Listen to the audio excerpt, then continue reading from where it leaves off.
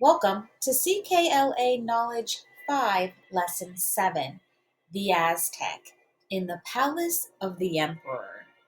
Our purpose for listening today is to be able to compare the civilizations of the Maya and the Aztec. We want to be able to describe the actions and characteristics of an Aztec ruler. We also want to listen to understand these words: emperor, empress, and empire. Here's our map. We live on the continent of North America. We've been studying the Maya and the Aztec civilizations. The Maya settled and lived around the Yucatan Peninsula. The Aztec were a bit north of the Maya in central Mexico.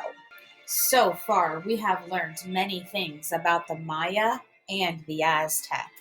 The Aztec people farmed through the use of chinapas, the floating gardens. Think back to the Maya civilization. Their ruler was a king, King Pakal, or King Shanbalam.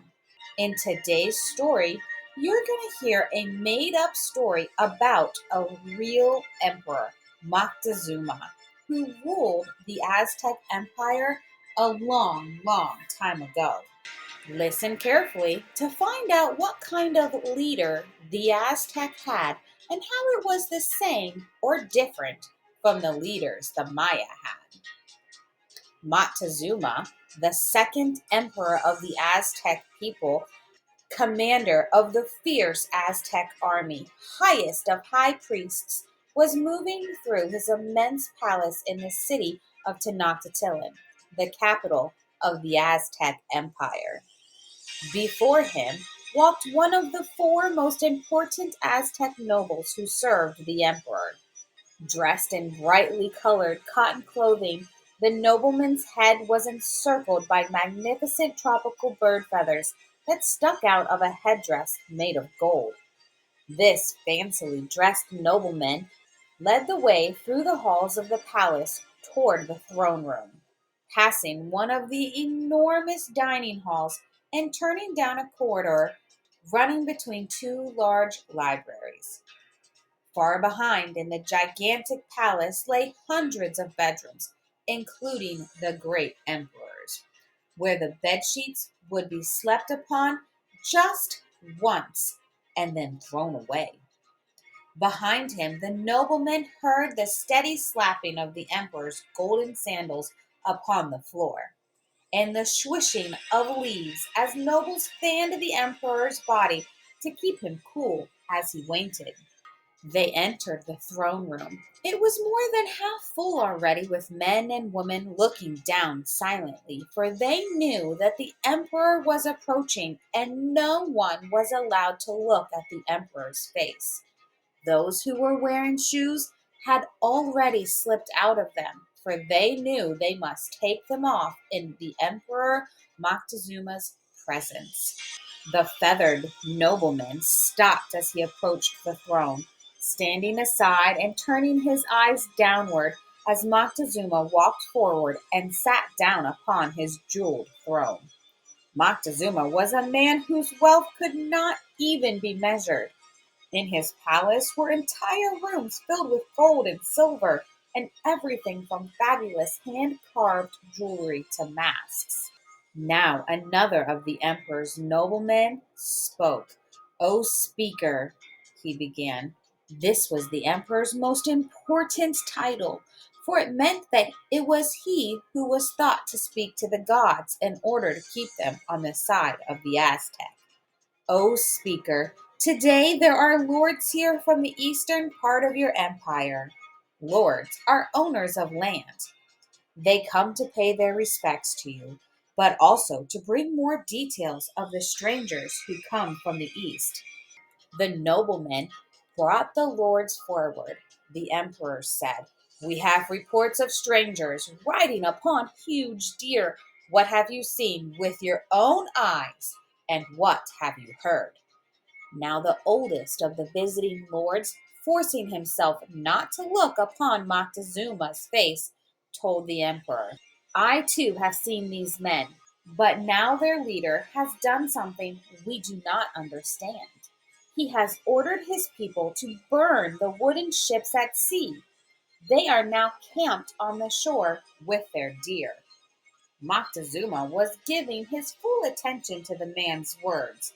Then he turned to the snake woman, who stood beside his throne. Oddly, the snake woman, the second most important person in the government, was not a woman at all, but a man. The title of snake woman was given to a man in honor of one of the Aztec goddesses whose importance was second only to the gods of the sun and the rain. The snake woman helped the emperor run the nation. Does the burning of the wooden ships mean that they intend to never leave our lands? The emperor asked the snake woman. The snake woman replied, I do not know, O emperor, but it seems to show that the strangers feel safe enough here to cut off their own form of retreat. The snake woman nodded to the nobleman, who continued, there is other news. These strangers have made friends with the Todanoks, the people of Sempole, and together with them, they are starting in this direction. At this time, a worried murmur ran through all those in the throne room, for the Todanoks were enemies of the Aztec. The lords continued their report, followed by reports on other matters by other servants of Moctezuma. Afterward, the noblemen with the magnificent feathers once again led the emperor through the halls, this time to his main dining room. There, Moctezuma and hundreds of his nobles sat down to a feast, eating off beautiful plates that were given away after just one use. Later, Montezuma and his chief advisors met together, and the emperor said, send gold and silver to the leaders of these strangers. Let the nobles who bring these gifts tell the strangers that they are on Aztec land, ruled by Emperor Moctezuma, who sends these small tokens of his power and wealth. They will know from these gifts the great wealth and power we wield here, and perhaps they will turn and leave our empire. Why do you think Moctezuma wants to send the strangers gifts? Why do you think Emperor Moctezuma wants to send the strangers gifts? Have fun discussing this story, and I will see you back here next time.